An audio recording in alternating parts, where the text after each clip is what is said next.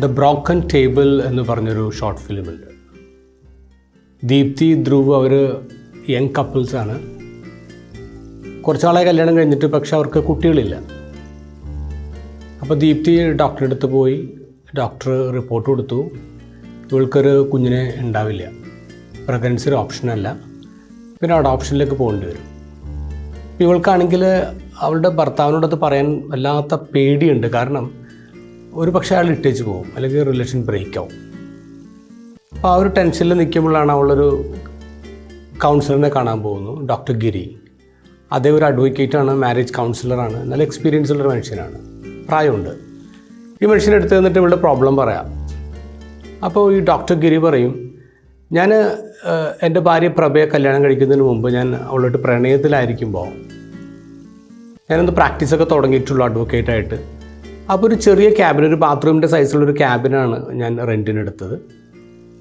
അപ്പോൾ ഞാനൊരു സാധാരണ ഫാമിലിയിൽ നിന്ന്, പാവപ്പെട്ട ഫാമിലിയിൽ നിന്നാണ്. അവളാണെങ്കിൽ ഫിനാൻഷ്യലി സൗണ്ട് ആയിട്ടുള്ളൊരു ഫാമിലിയാണ്. അപ്പോൾ എനിക്കൊരു മടി.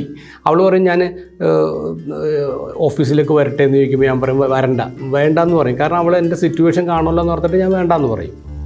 പക്ഷെ ഒരു ദിവസം സർപ്രൈസായിട്ട് അവൾ എൻ്റെ ഓഫീസിലേക്ക് കയറി വരുമ്പോൾ അവിടെ ഉള്ളത് ഒരു ടേബിൾ, ഒരു ഗ്ലാസിൻ്റെ ടേബിളാണ്. അതാണെങ്കിൽ ബ്രോക്കണാണ്, ക്രാക്സൊക്കെ ഉണ്ട്. ഇവൾ കയറി വന്നിട്ട്, ഇവളൊരു ആർട്ടിസ്റ്റും കൂടിയാണ്. ഇവള് പെയിൻ്റൊക്കെ എടുത്തിട്ട് ഈ ചില്ലിൽ ഒരു മരത്തിൻ്റെ പടം വരച്ചു. എന്നിട്ട് അതിൻ്റെ ശാഖകളൊക്കെ ഈ ക്രാക്സൊക്കെ അതിൻ്റെ ശാഖകളായിട്ട് മാറി ബ്യൂട്ടിഫുൾ ആയിട്ടുള്ളൊരു ടേബിളാക്കി മാറ്റി. എൻ്റെ പ്രോബ്ലം എന്തായിരുന്നു അറിയാം? എൻ്റെ പ്രോബ്ലം എനിക്കൊരു കുറവുണ്ട് എന്നുള്ളതായിരുന്നില്ല, അത് അവൾ തിരിച്ചറിയോ അറിയോ എന്നുള്ള പേടിയായിരുന്നു. ഞങ്ങളുടെ ലൈഫിൻ്റെ മുഴുവൻ സക്സസ് അത് അവളുടേതാണ്. അത് അവൾ ഉണ്ടാക്കിയ ഒരു ലോയാണ്.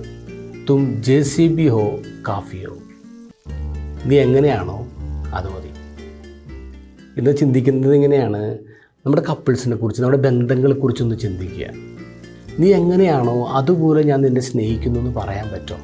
പലപ്പോഴും എന്താ സംഭവിക്കുന്നത്, നിൻ്റെ ഇത് ശരിയല്ല, നിൻ്റെ ഈ ക്യാരക്ടർ ഒന്നുമില്ല, നിൻ്റെ ഈ സ്വഭാവം മാറ്റണം, എന്നാൽ മാത്രം നിന്നെ സ്നേഹിക്കുക എന്നല്ല പറയുന്നത്.